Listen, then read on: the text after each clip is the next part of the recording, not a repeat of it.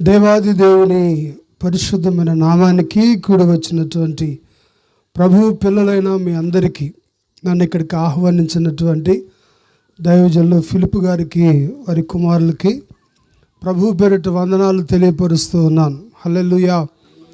ప్రియులారా, ఇప్పటి వరకు చాలా మంచి సాక్ష్యాన్ని మనం విన్నాం. దేవుడు ఆశ్చర్యమైన కార్యాలు చేసే దేవుడని దేవుని వాక్యంలో మనం చదువుకుంటున్నాం. కీర్తనకారుడు రాస్తూ అంటాడు, ఆయన మాత్రమే ఆశ్చర్య కార్యాలు చేయువాడు అని. ప్రియులారా, కాబట్టి దేవుడు చేసే కార్యాలు గనక ఒక పుస్తకం రాద్దామనుకుంటే దానికి భూలోకం కూడా సరిపోదని సువార్థికుడు తన సువార్తలో రాశాడు. ఆ యవనస్తులిద్దరిని దేవుడు అద్భుతంగా పట్టుకుని చక్కగా వారి జీవితంలో మేలులు చేసి ఈరోజు ఆయన శిలువ రక్తంలో కడిగి పిల్లరా పరిచర్యలో ప్రభు ముందుకు నడిపిస్తున్నాడు. చిన్న ప్రార్థన చేసుకుందాం, దేవుని వాక్యంలోకి వెళ్దాం. మహోన్నతుడైన మా గొప్ప దేవా, మీరు చేసిన ప్రతి మేలును బట్టి మీకు వందనాలు.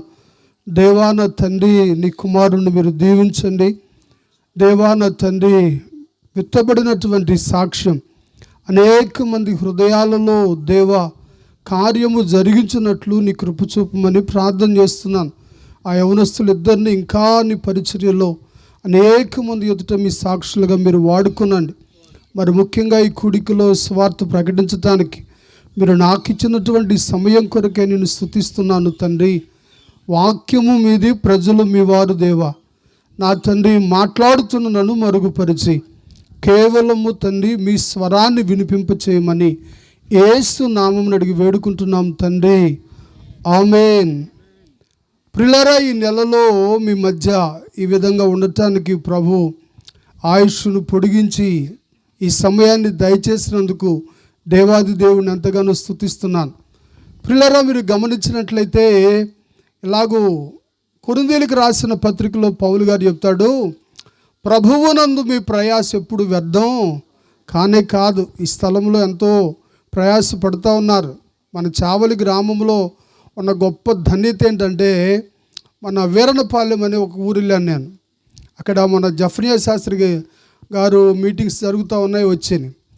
అయితే అక్కడ మీటింగ్స్ ఏర్పాటు చేస్తూ ఉండగా వేరొక దిక్కు నుంచి ఇంకో మైకులో పాటలు పాడుతూ ఉన్నారు, వేరే పాస్టర్ గారి చర్చిలో నుంచి.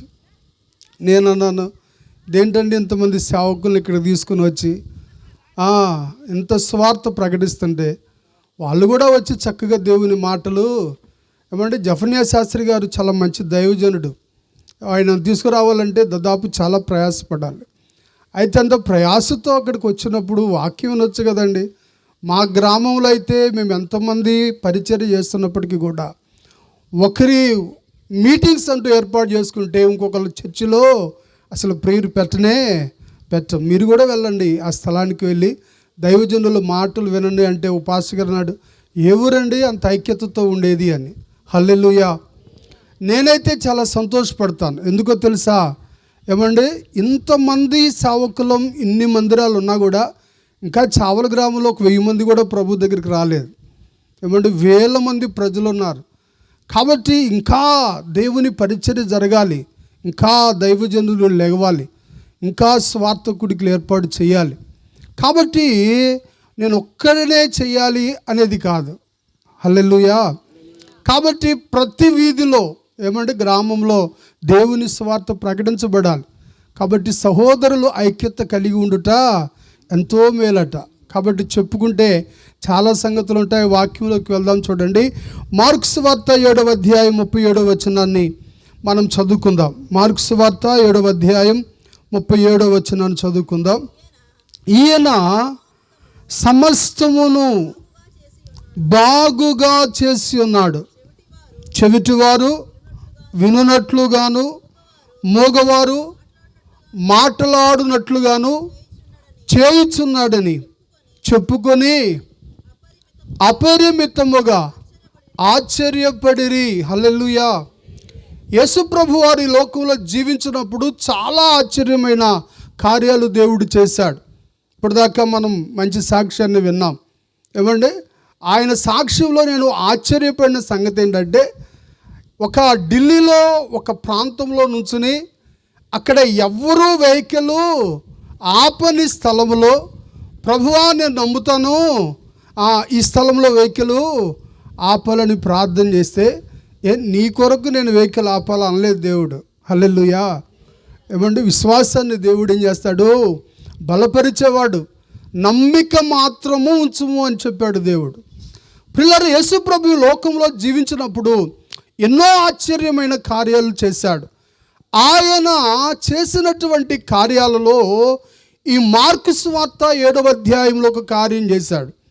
ఆ కార్యము చేసిన తర్వాత ఆ కార్యం ఏంటంటే, ఒకనికి చెవుడు నత్తి గలవాడు ఒక అతను వచ్చాడట ప్రభు దగ్గరికి.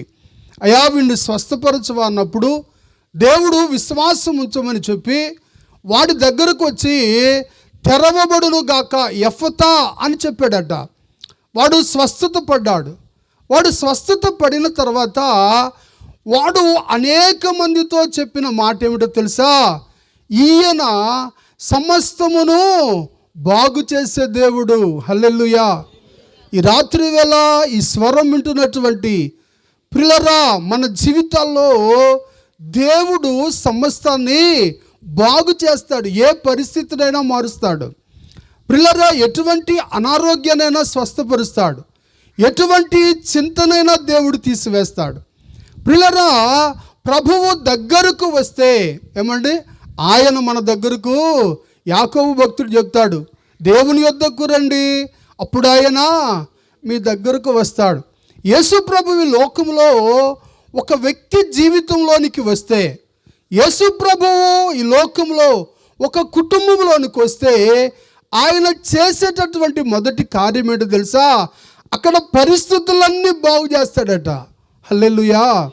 ప్రియులారా, కాబట్టి దేవుని వాక్యాన్ని గమనించినట్లయితే ఆయన ఏమి బాగు చేస్తాడు అనే మాటలు 2-3 విషయాలు నేను మీకు చెప్తాను. చూడండి, పరిశుద్ధ గ్రంథంలో నుండి లూకా సువార్త 10వ అధ్యాయం మనకి యేసు ప్రభు వారు చెప్పిన చక్కని ఉపమానం 30వ వచనం చదువుదాం. లూకా సువార్త 10వ అధ్యాయము 30వ వచనం. అందుకు యేసు ఇట్లా, నేను ఒక మనుష్యుడు యెరూషలేము నుండి యెరికో పట్టణమునకు బయలు వెళ్ళుచు దిగి వెళ్ళుచు దొంగల చేతిలో చిక్కెను. వారు అతని బట్టలు దోచుకొని కొర ప్రాణముతో విడిచిపోయిరి. చాలు చాలు. ప్రభు ఈ లోకములో నీ పొరుగువాడు ఎవడు అని తెలియజేయటానికి ఈ చక్కని ఉపమానం చెప్పాడు. ఈ ఉపమానాన్ని మంచి సమరయుడు ఉపమానం అని చెప్పి మనం చదువుకుంటూ ఉంటాం.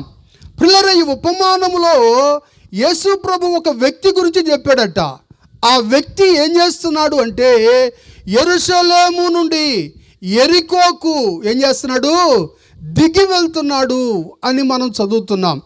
అతని ప్రయాణము ఎలాంటి ప్రయాణమై ఉందంటే, యెరూషలేము నుంచి యెరికోకి వెళ్తున్నాడట.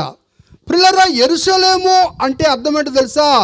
దేవుని పట్టణం కదండి, దేవుని మందిరం ఉన్నటువంటి పట్టణం కదా. యెరికో పట్టణము అంటే శాపగ్రస్తమైన పట్టణం. ఈ వ్యక్తి దేవుని పట్టణము నుండి ఎక్కడికి వెళ్తున్నాడంట? శాపగ్రస్తమైన పట్టణానికి వెళ్తున్నాడు.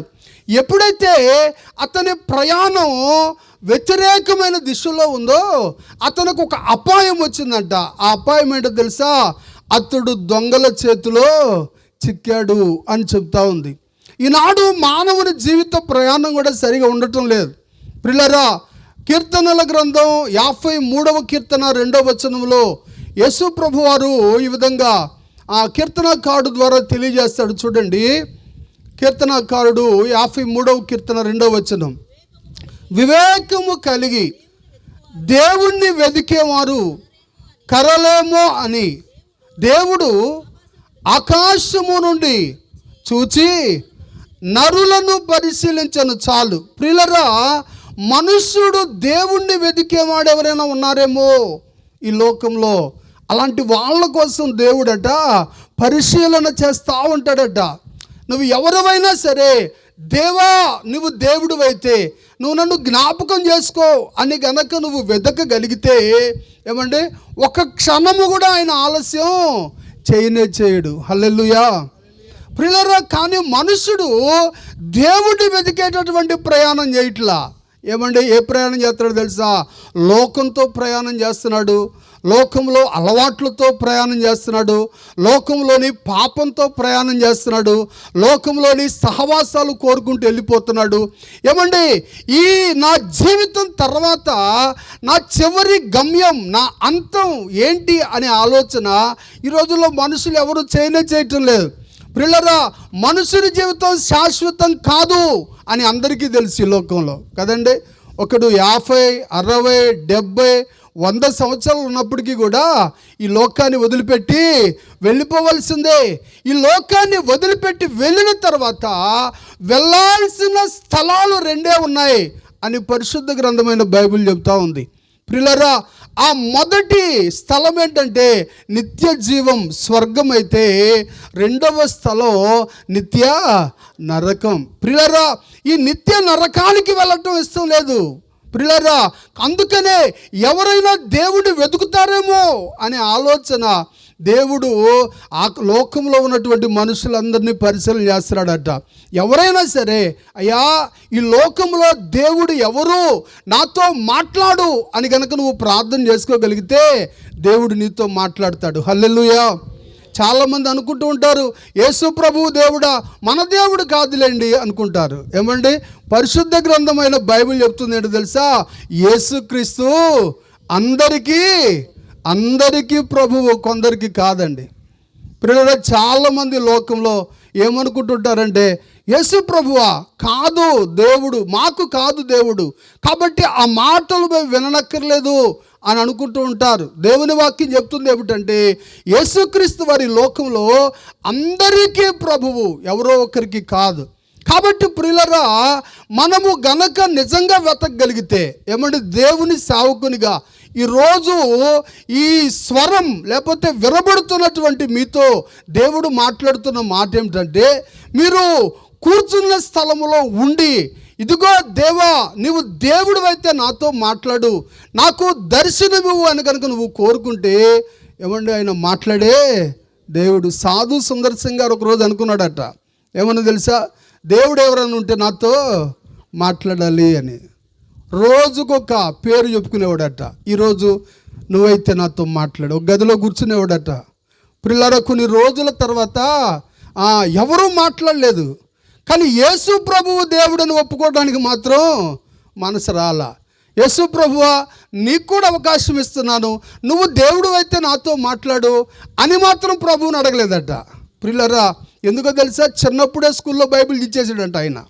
ఏమండి, కాబట్టి ఇక రాత్రి అన్నాడట కూర్చుని గదిలో, దేవుడు అనేవాడు లేని లోకంలో నేనెందుకు బ్రతకాలి, కాబట్టి ఈ రాత్రి దేవుడు అనేవాడు నాతో మాట్లాడకపోతే ఇదిగో మా ఇంటికి దగ్గరగా ఉన్నటువంటి ట్రైన్ కింద పడి నేను చచ్చిపోతాను అన్నాడట. ఏమండి, అలాగూ ఆ రాత్రి అంతా ఎవరు వినపడలేదు.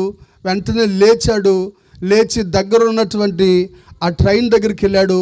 ఆ పట్టాల మీద పడుకుంటే ఏమంటే ఒక స్వరం వినబడుతుందట. ఏమని తెలుసా? సుందర్ అని.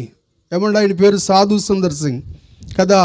ఎవరు నువ్వు అంటే, నీకోసం ఈ లోకానికి వచ్చి ప్రాణం పెట్టినటువంటి యేసును నేను అని. హల్లెలూయా. ప్రియులారా, మీరు గమనిస్తే ఆయన యేసు ప్రభువుని తెలుసుకున్న తర్వాత వాళ్ళ తండ్రి పిలిచాడట. ఏమనంటే, రే యేసు ప్రభువు దేవుణ్ణి కనుక నువ్వు వెంబడిస్తే, చూసావా, నీ కట్టు బట్టలు కూడా నాయే, నా ఆస్తిలో చిల్లి గవ్వ కూడా నీకు ఏమన్నాడట. ప్రియులారా, ఆయన ఆస్తి ఎంత ఉండేదంటే ఈ గట్టు మీద నిలబెడితే ఆ గట్టు కనపడేది కాదంట. హల్లెలూయా. అప్పుడు ఆయన ఏమన్నాడు తెలుసా? నాన్న ఒక 5 నిమిషాలు అని చెప్పి ప్రక్కకి వెళ్ళి ఒక చేలో మోకరించి ప్రార్థన చేస్తూ ఉన్నాడట. ఏమని ప్రార్థన చేస్తాడు తెలుసా? తండ్రి, ఈరోజు నేను నిన్ను అంగీకరించినందుకు మా డాడీ అంటున్నాడు, నా ఆస్తిలో చిల్లిగవ్వ కూడా నేను నీకు ఎవరిను, నువ్వు బయటకు పోవాల్సిందే అని. నువ్వు నా కోసం పరలోకాన్నే విడిచి వచ్చావు ఈ లోకానికి. నువ్వు చేసిన త్యాగంతో పోల్చుకుంటే నేను చేసే త్యాగం ఒక త్యాగమా తండ్రి, నేను వస్తున్నాను నీ పరిచర్యకని పరిచర్య చేశాడట. హల్లెలూయా. ప్రియులారా, రక్తసిక్త పాదములు కలిగిన అపోస్తులుడు అని ఆయనకు పేరు. ఏమండి, అనేకమైన ప్రాంతాల్లో దేవుని స్వార్థన చేసినటువంటి గొప్ప దైవజనుడు, సిక్కు కుటుంబంలో పుట్టినవాడు. ఇలాంటి సాక్ష్యాలు చెప్పుకుంటే కొల్లలైన సాక్ష్యాలు ఉన్నాయి. ప్రియులారా, పరిశుద్ధ గ్రంథమైన పౌలు చెప్తాడు కదా, ఇంత గొప్ప సాక్షి సమూహము మేఘము వలె మనలను. ఎంతమంది సాక్షులు ఉన్నారు. ఈ రాత్రి నీవు కూడా ప్రియులారా, దేవుడు ఎవరు? యేసయ్యా, నువ్వు దేవుడివైతే నాతో మాట్లాడు అని నువ్వు ప్రార్థన చేసుకోగలిగితే ఆయన మాట్లాడే దేవుడు. హల్లెలూయా. ప్రియులారా, దేవుని వాక్యం సెలవిస్తుంది ఏమిటంటే, కాబట్టి ప్రియులారా, ఈ లోకములో మన ప్రయాణం నిజమైన దేవుణ్ణి వెతకగలిగితే అది ఆశీర్వాదం కదా. కానీ మన ప్రయాణం ఎట్లా ఉంటుందంటే, చాలామంది ప్రయాణం ఇదిగో ప్రభు చెప్పాడే, వీడట ఈ దేవుని పట్టణాన్ని విడిచిపెట్టి ఎక్కడికి వెళ్ళాడు? శాపగ్రస్తమైనటువంటి పట్టణానికి. ఎప్పుడైతే దేవుని వైపు మన అడుగులు సాగలేదో వెంటనే ఎవరొస్తారు తెలుసా? దయ్యం వచ్చి కూర్చుంటుంది. సైతానుడు, అపవాదికి చోటు ఇవ్వద్దని చెప్పాడు దేవుడు. ప్రియులారా, ఎప్పుడైతే సైతానుడికి చోటు దొరుకుతుందో, ఏమండి, దొంగల చేతిలో చిక్కినవాడు, వాడి పరిస్థితి ఎలా ఉందంటే, ముందు వాడి బట్టలు దోచుకున్నారట దొంగలు, వాడి దగ్గర ఉన్నటువంటి సొమ్మంతా దోచేసుకున్నారట, వాడిని భయంకరంగా కొట్టారట, కొర ప్రాణముతో విడిచిపెట్టారు. ఏమండి, దేవుని వాక్యం సెలవిస్తుంది. అక్కడ అబ్బాయి సాక్షి ఉన్నప్పుడు ఏమండి, ఎటువంటి శ్రమలు, ఎటువంటి కష్టాలు, ఏమండి, ఎన్ని రకాలుగా ఏడ్చుంటారో. బైబిల్ పరిశుద్ధ గ్రంథంలో దావీదు జీవితంలో వచ్చినట్టు ఒక చోట చెప్తాడు. సిక్కలకు అనే ప్రాంతంలో వచ్చిన శ్రమను బట్టి అంట దావీదు ఏడ్చుటకు శక్తి లేనంత బిగ్గరగా ఏడ్చాడట. హల్లెలూయా కదా. ఒక్కొక్కసారి దుఃఖం అలా వస్తుంది. సైతానుడు ఒక వ్యక్తిని బాధ పెట్టడం ప్రారంభిస్తే ఏమండి, ఎన్ని రకాలుగా బాధ పెడతాడో యోబు గ్రంథం చెప్పిద్ది మనకి.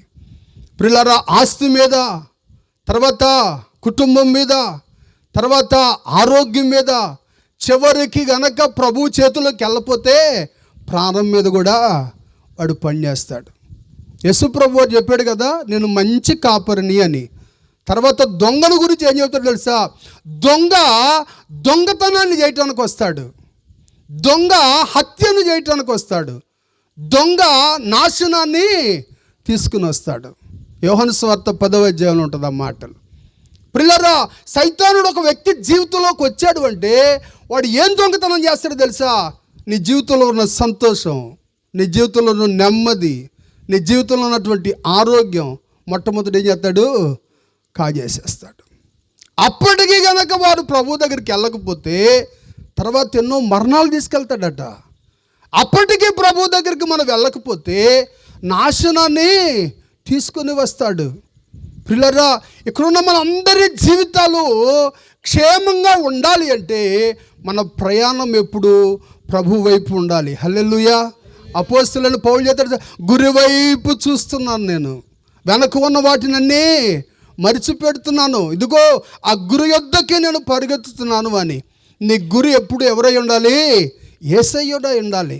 ప్రియులారా, ఈ రాత్రి వేళ దేవుడు సమస్తాన్ని బాగు చేస్తాడు. ఈ వ్యక్తి జీవితాన్ని కూడా ఆ దారిలో వెళ్తూ ఉన్నారట.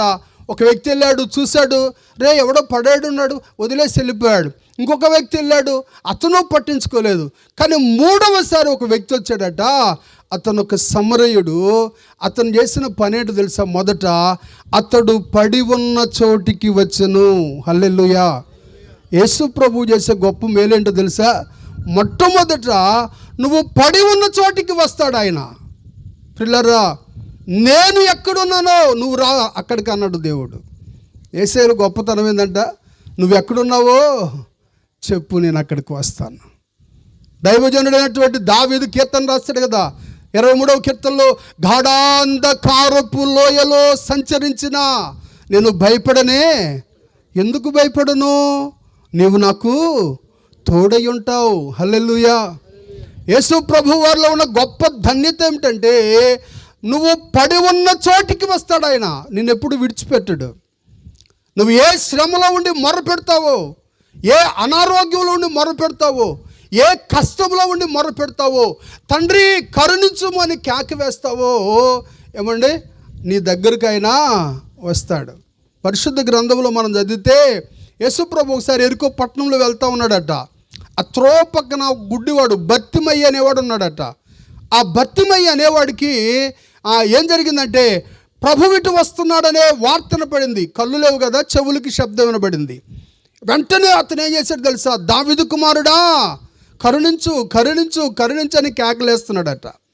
ఇంతలోకి అతను ప్రక్కన వాళ్ళు అన్నారు, రే ప్రభుని డిస్టర్బ్ చేయమాకు, వద్దు అని చెప్పి అన్నారు. అయితే వాడు మాత్రం మరి ఎక్కువగా కేకలేస్తున్నాడు. ప్రియులారా, ఈ కేకలు ఎవరి చెవిలో పడినాయి? ప్రభువు చెవిలో పడ్డాయి. ప్రభువు నన్ను పిలుస్తున్నాడు, ఎవరో పిలుస్తున్నారు లేదా సమూహంలో అనుకున్నాడా? అనుకోలేదు. ఆయన వెంటనే వెనకకి తిరిగి, నాయనా నీకు ఏం కావాలి, నేనేమి చేయగోరుచున్నావు అని అడిగాడట. హల్లెలూయా, హల్లెలూయా. ఈ రాత్రి కూడా ఈ స్వరం వింటున్నటువంటి నీతో మాట్లాడుతున్న దేవుడు, నేను నీకు ఏమి చేయగోరుచున్నావు అని దేవుడు మనల్ని అడుగుతున్నాడు. ఆయన మన పడి ఉన్న చోటికి వచ్చే దేవుడు. ఆయన పిల్లరా, ఆయన నువ్వు పడి ఉన్న చోటికి వచ్చే దేవుడు మాత్రమే కాదు, ఆయనంట ఆ వ్యక్తి పడి ఉన్న చోటికి రావటం కాదు, రెండోసారి ఏం చేశాడు తెలుసా? వాడి గాయాలన్నీ కట్టేశాడు. హల్లెలూయా. యేసయ్య మన జీవితంలోకి వస్తే మన ప్రతి గాయము కట్టబడుతుంది. ఆమేన్. చూడండి, కీర్తనల గ్రంథం 22వ కీర్తన 24వ వచనాన్ని చదువుదాం. కీర్తనల గ్రంథం, ఆయన బాధపడువాని బాధను తృణీకరించలేదు, దాన్ని చూచి అసహ్యపడలేదు, అతనికి తన ముఖమును దాచలేదు, వాడాయనకు మొర్రపెట్టగా ఆయన ఆలకించను. గట్టిగా స్తోత్రం చెప్దాం. హల్లెలూయా. ఎంత చక్కని మాట కీర్తనగాడు రాస్తున్నాడో ప్రియులారా. దేవుడంట బాధపరిచే వాడి బాధను దేవుడు ఏం చేయడు? తృణీకరించడు. ఒక వ్యక్తి బాధతో ప్రియులారా, అనారోగ్యంతో లేకపోతే కష్టంలో వచ్చి చూసినట్లయితే ప్రార్థన చేస్తూ ఉంటే దేవుడు తృణీకరించేవాడా? తృణీకరించేవాడు కాదు. ఒక్కొక్కసారి ప్రార్థన అలా ఉంటుంది. ఇందాకడ అబ్బాయి వీరాంజనేయులు చెప్పినట్టుగా, ప్రభువా ఈ కుర్చీ కాళ్ళే నీ కాళ్ళు అనుకో అని. ఏమండి, అలాంటి పరిస్థితులు వస్తాయి. ఏమండి, మన కన్నీళ్ళు తుడిచే దేవుడు ఆయన. ఏమండి, అలానే పడుకుని హాస్పిటల్లో చూసినట్లయితే మనము బాధలో ఉన్నప్పుడు మన బాధను దేవుడు ఏం చేయడంట? తృణీకరించడంట. యేసయ్యలో ఉన్న గొప్పతనం అది. మన బాధను తృణీకరించడు. తర్వాత దాన్ని చూచి అసహ్యపడలేదు, అతనికి ముఖము దాచలేదు. హల్లెలూయా. ఆయన ముఖము మనకు దాచని దేవుడు. ఎంత గొప్ప దేవుడు అండి. పిల్లరా, ఆయన దగ్గరకు వెళ్ళేవారుదండి ఆయన ఎంత మాత్రం త్రోసివేసేవాడు కానే కాదు. పిల్లరా, దేవుని వాక్యం సెలవిస్తుంది, నువ్వు నిజంగా వెతుకుతావేమో, నీ కష్టంలో నిజంగా మొర్ర పెడతావేమో. పిల్లరా, దేవుడు మన ప్రతి గాయాన్ని కట్టడానికి ఆయన సమర్థుడు. మీరు పరిశుద్ధ గ్రంథంలో చదివితే మనం ఏమంటే నిర్గమాకాండంలో ఇశ్రాయేలు గురించి అదే చెప్తాడు మోషేతో మాట్లాడుతూ, మోషే నా ప్రజల బాధను నేను చూశాను, వారు తమని ఎవరైతే కష్టపెడుతున్నారో వారు పెడుతున్నటువంటి కష్టాన్ని చూశాను, వాళ్ళు తమ శ్రమలో వాళ్ళ రోదన ద్వారా నేను విన్నాను, నేను వినిన వాడిని ఊరుకున్నానా, వారిని విడిపించడానికి నేను దిగి వచ్చాను అన్నాడట. హల్లెలూయా, హల్లెలూయా. పిల్లరా, మనల్ని విడిపించడానికి దిగి వచ్చేటటువంటి దేవుడు ఆయన. షడ్రకు మెషకు అబేద్నెగోలు అగ్నిగుణంలో రాజు అన్నాడట, ఎవర్రా నా చేతిలో నుంచి మిమ్మల్ని విడిపింపగల దేవుడు ఎక్కడున్నాడు అని అడిగాడట. ఎంత ప్రశ్న అండి. దేవునికి ఎంత రోషం పుట్టించిందో ఆ మాట. ఏమన్నాడంట, నా చేతిలో నుంచి మిమ్మల్ని విడిపించగలిగిన దేవుడు ఎక్కడున్నాడు? రే అగ్నిని 7 అంతలు చేయండి అన్నాడట. ప్రియులారా, కాసేపు ఉండాక లోపల తిరుగుతూ ఉన్నారు షడ్రకు మెషకు అబేద్నెగోలు. ఏమండి, అప్పుడు అడుగుతున్నాడంట, రే మనం ఎంతమందిని వేసాం లోపల? నాన్న ముగ్గురిని వేసామంటే, కానీ నేను 4వ వ్యక్తిని చూస్తున్నాను. హల్లెలూయా, హల్లెలూయా. నేను 4వ వ్యక్తిని చూస్తాను. షడ్రకు మెషకు అబేద్నెగోలున్నారా, బయటకు రంటే ముగ్గురే వచ్చారంట మళ్ళా. ఏమండి, దేవుడు ఎంత గొప్పవాడు అంటే ఆయన మన బాధని ఎన్నడూ తృణీకరించడు. తన ముఖాన్ని మనకెప్పుడు దాచడు. ఒకటి, ఆయన మన పడి ఉన్న చోటికి వస్తాడు. రెండవది ఏం చేస్తాడంట, మన ప్రతి గాయాన్ని కడతాడు. హల్లెలూయా. ఆయన ఏమండి కట్టని గాయం కదండి, ఆయన ఓదార్చని ఓదార్పు అసలు ఈ లోకంలోకి ఏది ఉండదు కదా. బైబిల్ గ్రంథం చెబుతుంది, తల్లి వలే ఆదరిస్తానని చెప్పాడు దేవుడు. దేవుడిచ్చే గొప్ప ఆదరణ. ఇక మూడవది ఏం చేశాడో తెలుసా, అతన్ని ప్రియులరా ఒక పూటకోళ్ళవాని ఇంటికి తీసుకెళ్ళి ఏం చెప్పాడు తెలుసా, ఇతనికి చక్కగా పోషించు, బలం వచ్చిందాకా ఇదిగో ఇతనికి కావలసినటువంటి వెల నేను చెల్లిస్తున్నానని చెప్పాడు. హల్లెలూయా. రేపు మనం పండగ చేసుకుంటున్నాం. ఆ పండగ ఏంటంట, శుభ శుక్రవారం, గుడ్ ఫ్రైడే. ప్రియులారా, ఆ పండగ ముఖ్య ఉద్దేశం ఏంటంటే ఆయన మానవాళి పక్షంగా వెల చెల్లించినటువంటి రోజు అది. హల్లెలూయా. యెషయా గ్రంథం 53వ అధ్యాయం 5వ వచనం చదవండి. యెషయా గ్రంథం 53వ అధ్యాయం 5వ వచనాన్ని మనం చదివితే, యెషయా గ్రంథం 53వ అధ్యాయం, మన అతిక్రమ క్రియలను బట్టి అతడు గాయపరచబడెను, మన దోషములను బట్టి నలగగొట్టబడెను, మన సమాధానార్థమైన శిక్ష అతని మీద పడెను, అతడు పొందిన దెబ్బల చేత మనకు స్వస్థత కలుగుతుంది. హల్లెలూయా. యేసు ప్రభు వారు చాలామంది అంటుంటారు, యేసు ప్రభు వారు నిజమైన దేవుడా, యేసు ప్రభువు శక్తిమంతుడా, అయితే ఆయన్ని సిలివేస్తుంటే ఆయనే కాపాడుకోలేకపోయాడు, మిమ్మల్ని ఏం కాపాడుతాడు అని ఈ మధ్య సోషల్ మీడియాలో చాలామంది మాట్లాడుతూ ఉన్నారు. ప్రియులారా, యేసు ప్రభువులో ఉన్న గొప్ప సంగతి ఏంటో తెలుసా, ఆయన సిలువ మరణము పొందటానికే ఈ లోకానికి వచ్చాడు. హల్లెలూయా. మీరు గనక యేసు ప్రభువులో ఉన్నటువంటి ప్రత్యేకతను గమనిస్తే, ఆయన ఈ లోకంలోనికి ఏమండి రావాలని ముందుగానే ప్రవచన రూపంగా చెప్పాడు. ఆయన ఏ ఊరిలో పుడతాడో చెప్పాడు, ఆ ఊరిలోనే పుట్టాడు. ఆయన ఎవరి గర్భాన పుడతాడో చెప్పాడు, ఆమె గర్భాన్ని పుట్టాడు. ఆయన జీవన శైలిని మనం చూస్తే ఆయన ఏ విధంగా జీవిస్తాడో ఆయన జీవన శైలి గురించి ముందుగానే చెప్పాడు. అంతేకాదు, ఆయన సిలువ మరణం ఎలా పొందుతాడో దావీదు గారు ఎప్పుడో రాశాడు కీర్తనలో. హల్లెలూయా.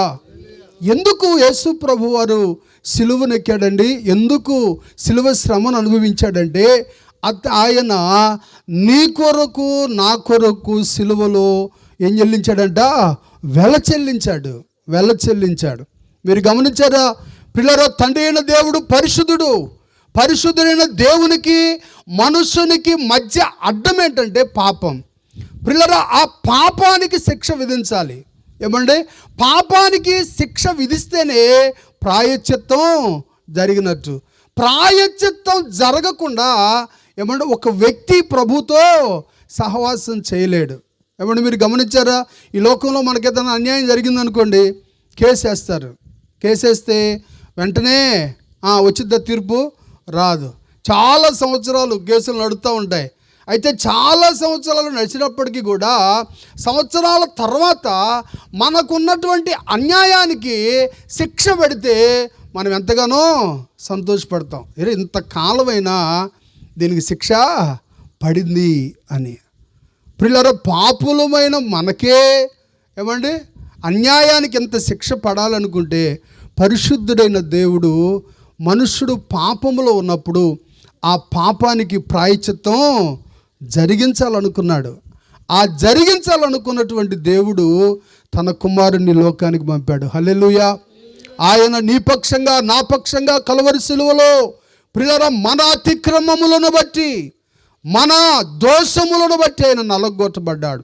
ఆయన యేసు ప్రభు వారు సిలువలో చిందించినటువంటి రక్తాన్ని బట్టే ఈరోజు మనకు తండ్రితో మంచి సహవాసం దొరుకుతుంది. దీన్ని పరిశుద్ధ గ్రంథంలో మాత్రమే కదండి, అన్ని గ్రంథాల్లో కూడా దేవుడు తెలియజేశాడట. ఎవరు? పరవస్తు చెన్నైసూరి గారని ఒక ఆయన ఉన్నాడు హైదరాబాదులో. పరవస్తు వంశం అంటే బ్రాహ్మణుల వంశంలో చాలా గొప్ప వంశం. ఆయన వేదాలలో క్రీస్తు అనే ఒక పుస్తకం రాశాడు. ఆ క్రీస్తు అనే పుస్తకంలో ఏం రాశాడు తెలుసా? అసలు నిజమైనటువంటి రక్షకుడు ఎవరో తెలుసా?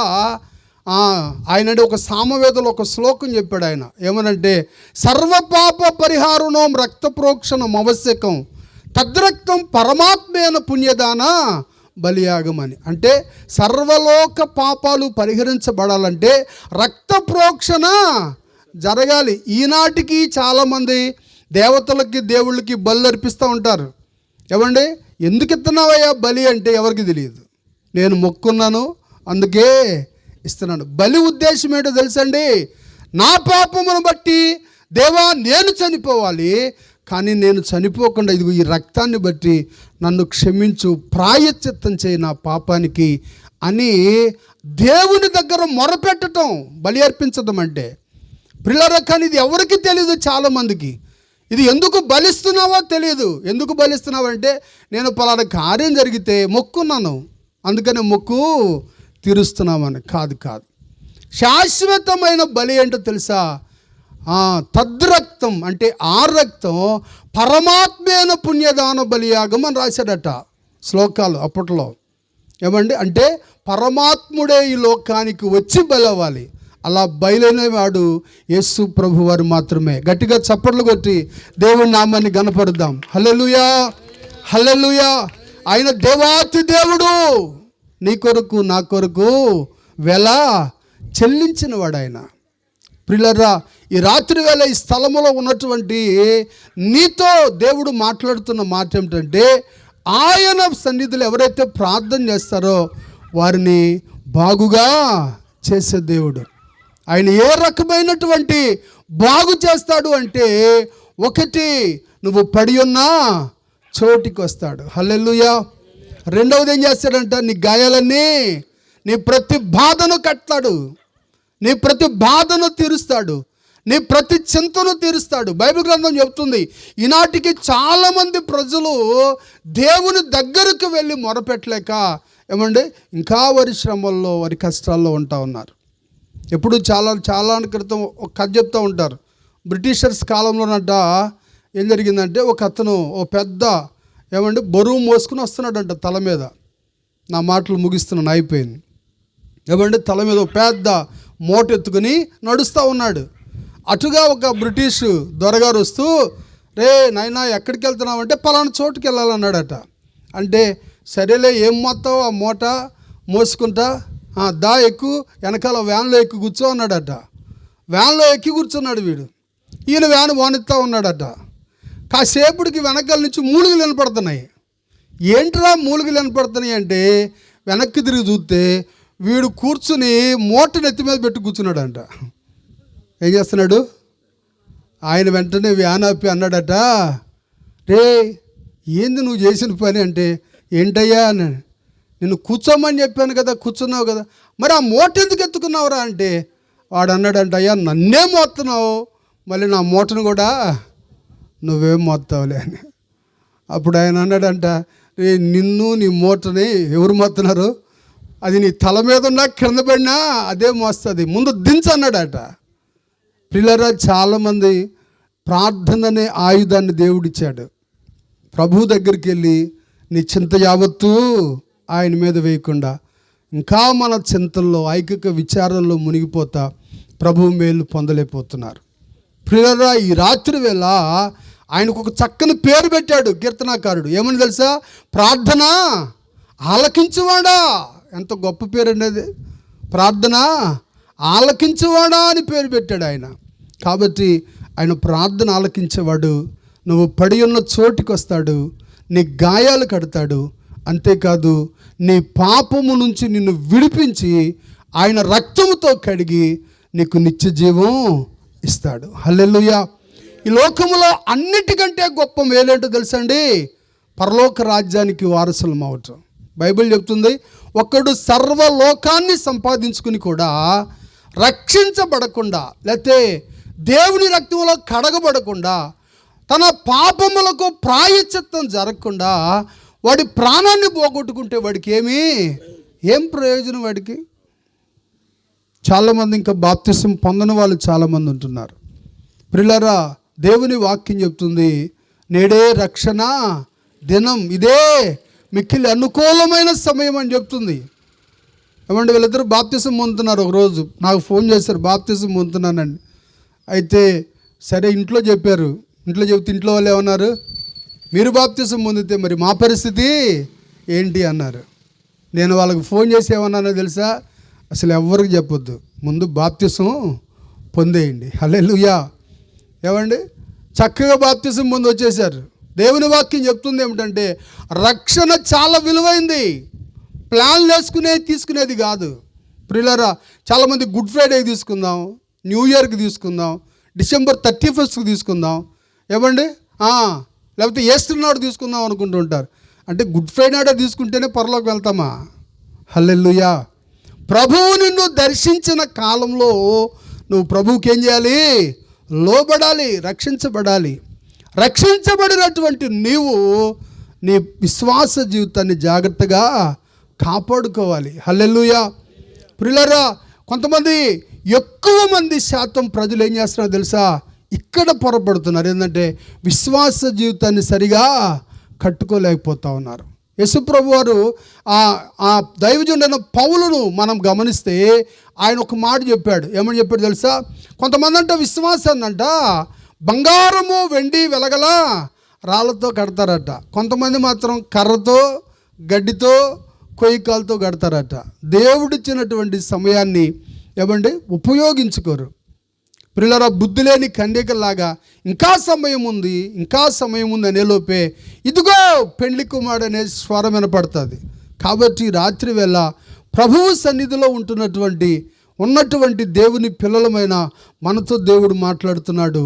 ఏమన్నా తెలుసా, ఆయన మనలను బాగుగా చేసే దేవుడు. మన ప్రార్థన, మన గాయములు, మనం పడి ఉన్న చోటికి మన కోసం వెల చెల్లించిన దేవుడు. తలలు వంచండి, అలాంటి గొప్ప దేవుని సన్నిధిలో మనం ప్రార్థన చేసుకుందాం. ఈ రాత్రి ప్రభువు నిన్ను కూడా అడుగుతున్నాడు, నా కుమారుడా, నా కుమార్తె, నేను నీకేం చేయగోరుతున్నావని.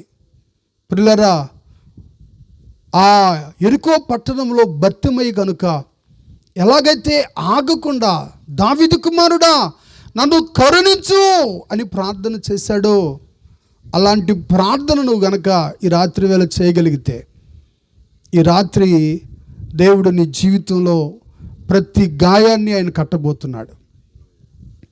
నువ్వు పడి ఉన్న చోటికి రాబోతున్నాడు ఆయన. నువ్వు ఎక్కడ ఉన్నా, ఏ స్థలములో ఉన్నా, యేసయ్యా నువ్వు నన్ను దర్శించు, అయా నువ్వుకు దర్శనమివ్వు, అయా స్వస్థపరచు, అయా నా చింతను తీర్చు అని నువ్వు ప్రార్థన చేస్తే, ప్రియులారా, ఆయన నీకు సహాయం చేయటానికి ఈ రాత్రి వేళ మనతో ఉన్నాడు. అంతేకాదు మన కొరకు ఆయన వెల చెల్లించాడు. ప్రియులారా, నీ పాపములు నా పాపములు కలవరి సిలువలో మోసుకుని వెళ్ళాడు ఆయన. నీకు నాకు నిత్య జీవం ఇవ్వాలని, నిత్య జీవానికి వారసులుగా మనల్ని చేయాలని యేసు ప్రభువారు ఈ రాత్రి వేళ మనల్ని పిలుస్తున్నాడు. కాబట్టి ఈ రాత్రి చిన్న ప్రార్థన చేద్దాం. ప్రియులారా, యేసయ్యా నన్ను జ్ఞాపకం చేసుకుని ఆయన, నా చింత, నా హృదయ దుఃఖాన్ని, నా జీవితంలో ఉన్నటువంటి ప్రతి అవసరతను నీ దగ్గర చెప్తున్నాను. ఈరోజు నేను స్వస్థత లేకుండా ఉన్నాను, ఈరోజు కుటుంబంలో నెమ్మది లేకుండా ఉన్నాను. నీవు గాయములు కట్టేవాడివని నీ దాసునితో మీరు మాట్లాడారు. తండ్రి, నా గాయాలు కట్టండి నాయన. నువ్వు పడి ఉన్న చోటికి వచ్చేవాడువని నీ దాసుడు మాతో మాట్లాడాడు. దేవా, నేను మోకరించినటువంటి తల వంచినటువంటి ఈ స్థలంలో నన్ను జ్ఞాపకం చేసుకున్నావా అని ప్రార్థన చేద్దాం. ప్రార్థన చేసుకుందాం.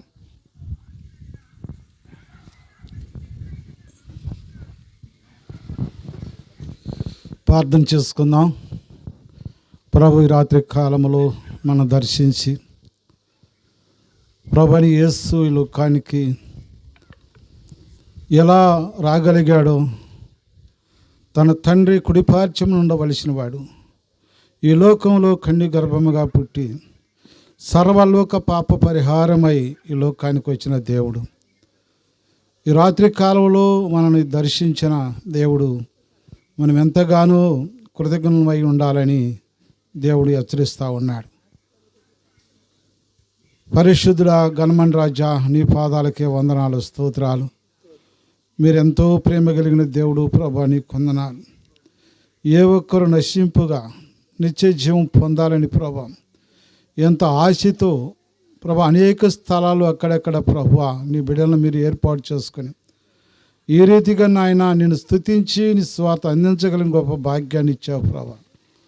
మరి ముఖ్యంగా నా తండ్రి నీ దాసుడు ప్రభా పిలుపు గారు ఈ లోకంలో విద్య జ్ఞానం లేకపోయినప్పుడు కూడా ప్రభువా తన కుమారుడితో కలిసి ప్రభా ఆనాడు నోవాహు ప్రభా ఏ రీతిగా తన వాడిని సిద్ధపరిచాడో ప్రభా అనేక సంవత్సరాలు ప్రభా స్వార్థ ప్రకటించాడు. కానీ ప్రభా అయా ఏ ఒక్కరు కూడా దానిలో ప్రవేశించలేకపోయారు.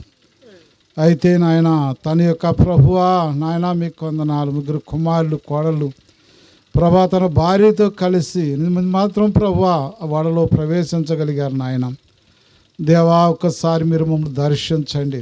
అలాగే నీ కుమారుడు కూడా ప్రభా తన కుటుంబంతో కలిసి అనేక మందికి నీ స్వార్థ ప్రకటిస్తానికి అనేక మంది దైవజనులు స్థలాన్ని తీసుకొస్తా ఉన్నాడు ప్రభా. దేవా ఇదిగో నాయన కొన్ని సంవత్సరాల నుంచి ప్రభా నాయన ఎంతగానో ప్రయాసపడుతున్నారు ప్రభా. అయా ప్రయాసపడి భారం మోస్తున్న సమస్త జనులారా నా యొద్దకరని చెప్పిన దేవుడు నా తండ్రి నీ కొందనాలు. ఒక్కసారి జ్ఞాపకం చేసుకోండి ప్రభా. ఈ రాత్రి కాలంలో ప్రభా ఈ కొడుకును ప్రేమించి నీ మాటలు వినటానికి వచ్చిన ప్రతి బిడ్డను మీరు దర్శించండి. వారి అవసరతలు ఏమై ఉండయో ప్రభా నాయన, వారి అక్కర్లు ఏమై ఉండయో, వారి బలహీనతలు ఏమై ఉండయో ప్రభా, వారికి ఏది అవసరమై ఉన్నదో ప్రభా నీ కొందనాలు నాయన. ఒక్కసారి నీ సన్నిధిలో వాడికి పొందుకోగలిగిన కృప దయచేయండి ప్రభా. నాయన మీకే వందనాలు స్తోత్రాలు చెల్లిస్తున్నాం ప్రభా. మీరెంతో ప్రేమ కలిగిన దేవుడు ప్రభా. నాయన ఏ ఒక్కరిని సిగ్గుపరిచేవాడు కాదు నాయన. దేవా ఇదిగో నా తండ్రి మీ సహాయం దయచేయమని మనం చేస్తున్నాను ప్రభా. తండ్రి రాత్రి కాలములో ప్రభా అయా నీ దాసుని ద్వారా మీరు అందించిన మాటలు నిజంగా నా తండ్రి నీ కొందనాలు. మీరు పడి ఉండ చోటికి వచ్చే దేవుడు గనక నా తండ్రి అయా నాయన మీకు వందనాలు. నాయన మీ సహాయాన్ని మాకు అనుగ్రహించండి అయా. మీరు అక్కడకు సిద్ధపరచండి ప్రభా. ఈ యంత్రం ద్వారా కూడా ఎంతోమంది విని ఉండొచ్చు ప్రభా. అనేక మందిని మీరు దర్శించండి. రేపొద్దున ప్రభువా నీ దాసుడు ఇత్తబడిన అనేక శాఖల ద్వారా అందించిన నీ మాటలు ప్రభా అయా ప్రభా నీ రక్షించబడి ప్రభా లెక్కించబడి ఉండయి ప్రభా. రేపు నాయన ఈ సాక్ష్యముగా పలగబోతున్నాయి కనుక నా తండ్రి ప్రతి ఒక్కరుగా ఆక్షించండి. మేము అడిగేవారిమే కానీ ప్రభా కార్యం జరిగించే దేవుడు నువ్వై ఉండవు ప్రభా. నీకు వందనాలు. ఏ ఒక్కరిని ప్రభా మా మాటల ద్వారా ప్రభా అయా నేను మా ఎవరిని మార్చలేము కానీ ప్రభా అయా నీ మాటలు ప్రభా అనేక హృదయాలను ప్రభా కదిలించగలిగిన మాటలు హృదయాల్లో ఫలింపచేయండి. రాతి గుండెతో ఉండవారు నాయన మాంస గుండె దయచేసి ప్రభా ఎనగలిగిన చెవులు దయచేయండి. అలాగే నా తండ్రి స్థలంలో ఉన్న ప్రతి బలిహీతను ప్రభా విడిపించండి అయా. గర్భఫలాల మీద లేని వారు దయచేయను ప్రభా.